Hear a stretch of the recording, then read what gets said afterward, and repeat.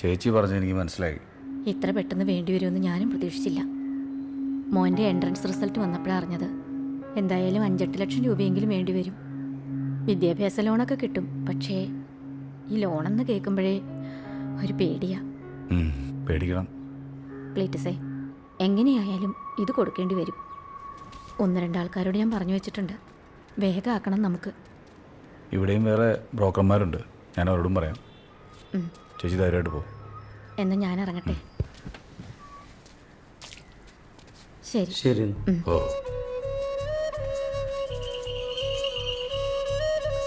അവർ പറഞ്ഞതിൽ കാര്യമുണ്ട്. പറഞ്ഞിട്ട് കാര്യമില്ല. ഇനിയിപ്പോൾ എന്ത് ചെയ്യും ഗിരിയെ? ഹലോ ഹലോ ക്ലീറ്റസ്, ആരാ? ഞാൻ കഴിഞ്ഞ ദിവസം നിങ്ങളെ വിളിച്ചിരുന്നു. പക്ഷെ ഞാൻ കാര്യം പറയുന്നതിന് മുമ്പ് ക്ലീറ്റസ് ഫോൺ കട്ട് ചെയ്തു. ഇപ്പൊ നിങ്ങൾ ഫ്രീ കാര്യം ആണെങ്കിൽ പറ. എനിക്ക് നിങ്ങളെ അറിയാം. നിങ്ങൾക്ക് ചില സാമ്പത്തിക പ്രശ്നങ്ങളുണ്ടെന്ന് അറിയാം. എനിക്കുണ്ട് ക്ലീറ്റസ് പ്രശ്നങ്ങൾ. നമ്മൾ തമ്മിലൊന്ന് മീറ്റ് ചെയ്താൽ ചിലപ്പോൾ എനിക്ക് നിങ്ങളെ ഒന്ന് സഹായിക്കാൻ കഴിയും. അതുകൊണ്ടാണ് ഞാൻ എടോ, താങ്കൾ എൻ്റെ കാര്യം നോക്കണേ. ക്ലീറ്റസ്, എനിക്കും കൂടെ ഉപകാരമുള്ള ഒരു കാര്യമായതുകൊണ്ടാണ്. നമ്മളൊന്ന് മീറ്റ് ചെയ്താൽ ചിലപ്പോൾ മേലാണ് ആവശ്യമില്ല എൻ്റെ ഫോണിൽ വിളിച്ചേക്കരുത്. ഒന്ന് വെച്ചിട്ട് പോയി. ക്ലീറ്റസ്, ഞാൻ ശ്രീകുമാർ.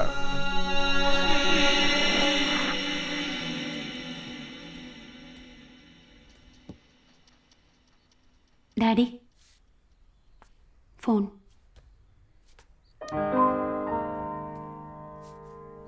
ഹലോ.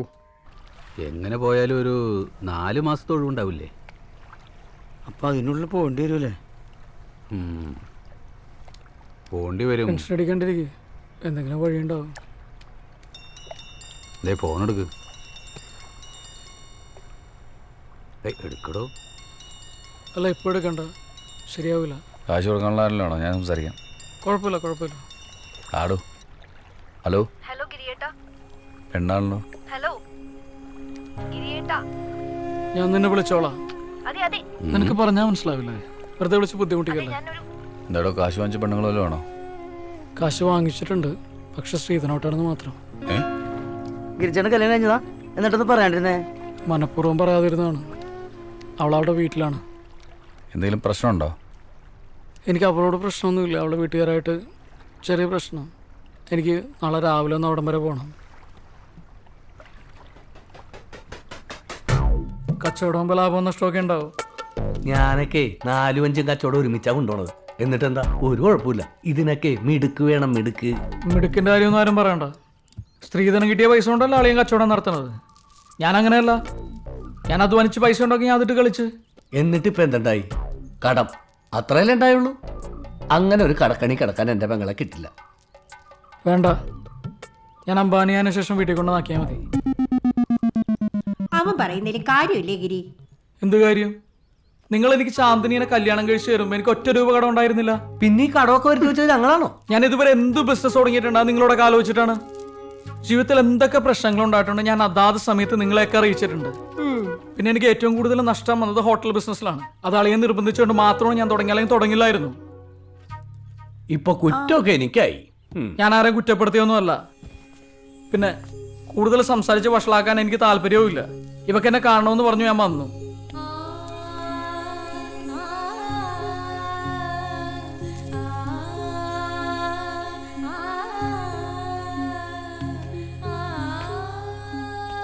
അളിയോ, ഒരു കാര്യം പറഞ്ഞോട്ടെ. പോകുന്നതൊക്കെ കൊള്ളാം. ആ ശ്രീകാന്തിന്റെ പൈസ കൊടുക്കുന്നില്ലേ? അളിയാ, ആ ശ്രീകാന്തിനെ എനിക്കറിയാം. ഞങ്ങൾ അവൻ്റെ കാശ് കൊടുത്തിരിക്കും. പൊട്ടളിയാ. പിന്നെ കടം ഇന്ന് വരും, നാളെ പോവും. പക്ഷെ പണം പറയാൻ പറ്റില്ല എപ്പോൾ പോകുന്നു. ദൈവം, ഇതൊക്കെ കൂടി പോവും.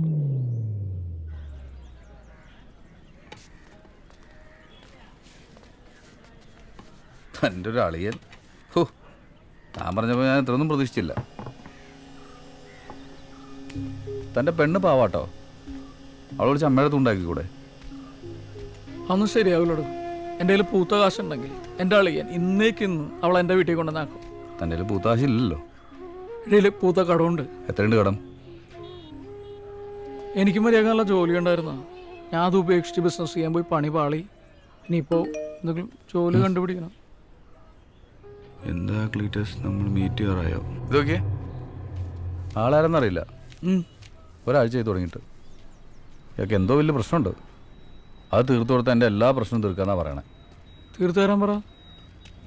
അതൊക്കെ എന്നെ നേരിട്ട് കാണുന്നു. താനെന്ത് പറഞ്ഞു?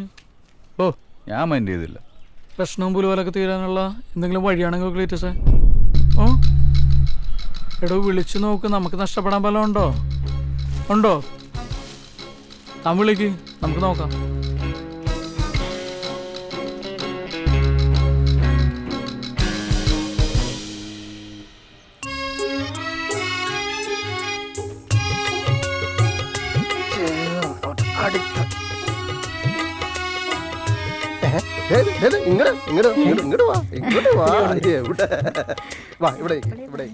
നീ വിചാരിക്കുന്നത് സിമ്പിൾ അല്ലത്. നമ്മളിത് പ്ലാൻ ചെയ്ത്. പ്ലീസ് നീ നിന്റെ തിക്സ് നിന്റെ അടുത്ത് തന്നെ വെച്ചോ. ജീന, പക്ഷെ നമ്മളിത് നിനക്ക് വേറെ വല്ല ഐഡിയ ഉണ്ടോ ഇതല്ലാതെ? എടി, നിനക്ക് ഇതിന്റെ സീരിയസ്നെസ് മനസ്സിലാവാത്തോണ്ടാണ്. മനീഷ്, നീ അധികം എന്നെ ഇറിറ്റേറ്റ് ജീന, ദിസ് ഇസ് നോട്ട് ഈസി. എടി, ഇത് നമ്മൾ ഇത് നമ്മൾ നേരത്തെ വിചാരിക്കുന്ന ഡിസൈഡ് ചെയ്ത എളുപ്പ- കാര്യമല്ലേ? ജീന, നമ്മൾ വിചാരിക്കുന്ന മനീഷ്, എളുപ്പമായിട്ട് ഇത് ഹാൻഡിൽ എന്തെങ്കിലും കുഴപ്പമുണ്ടോ? അതെ, ഇത് ഞങ്ങൾ തമ്മിലുള്ള കാര്യം. ജീന, ഇല്ല, അങ്ങനെ റൂഡായിട്ട് സംസാരിക്കേണ്ട ഒരു കാര്യമില്ല. കുഴപ്പമില്ല കേട്ടോ, ചെറിയൊരു തർക്കം അത്രേ ഉള്ളൂ. അത് സ്വാഭാവികമല്ലേ, പ്രായത്തിന്റെയാണ്. ശരി. ഓ, ലവേഴ്സ് ആണോ നിങ്ങള്? അതെ. ആണോ? Happy married life. അടുത്ത്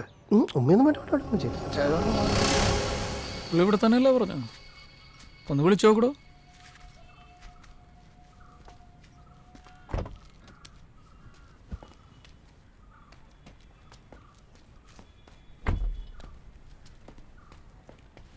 ക്ലീറ്റസ്. ആ, സാറത്തോടെ? അല്ല, ഞാനാണ് തന്നെ ഈ ഫോണിൽ വിളിച്ച് ശല്യപ്പെടുത്തിക്കൊണ്ടിരുന്ന ആള്. അതെ, ഞാനതൊന്ന് പറയാൻ തുടങ്ങിയപ്പോഴത്തേക്കും ക്ലീറ്റസ് ഫോൺ കട്ട് ചെയ്തു. അതാണ്. ഇത് ഞാൻ ക്ലീറ്റസിന്റെ ഫ്രണ്ടാ, Giri. Hello, Sreekumar. Hello sir. അല്ല, ഒരു മിനിറ്റ്, ഒരു കാര്യം ഒന്ന് സംസാരിച്ചോട്ടെ ചെല്ലു. പ്ലീസ്.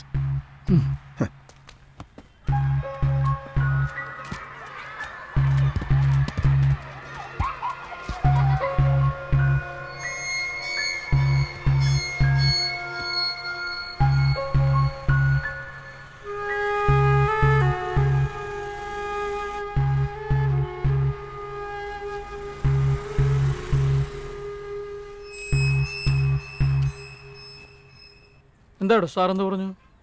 എനിക്കൊന്നും മനസ്സിലായില്ല. ആ പ്രശ്നം ഈ പ്രശ്നം എന്നൊക്കെ പറയുന്നുണ്ട്. ആർക്കറിയാം. വാ പോവാം. ജോസേ, ഞാൻ നല്ല കടുപ്പത്തിൽ ഒരു ചായ കുടിച്ചു വരാട്ടാ. ഹണീബിയുടെ ചായക്കടല്ലേ, ഒന്ന് നിർത്തിക്കൂടെ തമ്മിയണ്ണ? നിർത്തണോടാ, അവൾ എന്നോട് പറഞ്ഞു തുടങ്ങി. ആര്? എന്റെ കരള് അല്ലാതെ ഓ, ഏതായി അനിയൻ ഭാവി ചേട്ടൻ ഭാവി? ആരാ? ആ ഗിരി ഇവിടെ ഇല്ലേ? ഇല്ല. അവന്റെ കടയിലെ ഐറ്റം കൊടുത്തിട്ടേ കാശ് കിട്ടിയില്ലല്ലോ. അവനെ വിളിച്ചിട്ട് കിട്ടുന്നില്ല, കട അടച്ചിട്ടിരിക്കുക. എവിടെയാ അവൻ? ഇനി പൈസ എന്താ വാങ്ങിക്കണം പറഞ്ഞ് പുറത്തു പോയതല്ലേ. ഉവ്വ, ആള് പൈസ തരും, നിങ്ങൾ ധൈര്യമായിട്ടിരിക്കും. ധൈര്യത്തിനൊന്നും ഒരു കുറവുമില്ല, പക്ഷെ ഇനി ഞങ്ങൾ വരുമ്പോ ഇങ്ങനെ ആയിരിക്കില്ല. അതവനോട് പറഞ്ഞേക്ക്. വാടോ. പറഞ്ഞ കട തേങ്ങ അവൻ അങ്ങനെ വിട്ടാ പറ്റില്ല. തേങ്ങ പൊരിക്കണ ചെകുത്താനും മുഖം. ജോസേ, ക്ലീറ്റസിനെ പോലെ തന്നെ ഗിരി. ആൾക്കാരൊക്കെ അതേ അന്വേഷിച്ച് വന്നു തുടങ്ങി.